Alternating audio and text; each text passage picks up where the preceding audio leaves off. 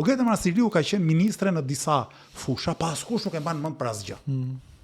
As për ministre shëndetësie nuk e mban mend, as për ministre arsimi nuk e mban mend njëri për ndonjë gjë të hajrit. E vetëm ajo për cilat mbahet mend Ogeta Marasiliu, dhe kjo është merita jon, është për plagjaturën e doktoratës së saj në fakultetin e shkencave natyrore, mos gaboj, sa atëherë kemi qenë ne në lëvizjen për universitetin që e kemi denoncuar publikisht. Kur Ogeta Marasiliu ka qenë mos gaboj ministre shëndetësie. Pra, një njeri komplet pa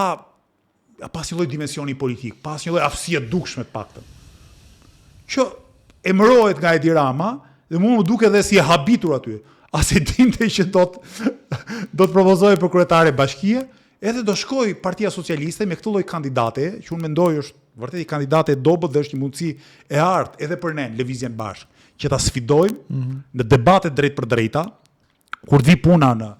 përzgjedhjet e Tiranës, pikërisht për të treguar se sa të paaft janë këta që duan ta qeverisë Tiranën, përveç se të korruptuar, se kjo dihet, po janë gjithnjë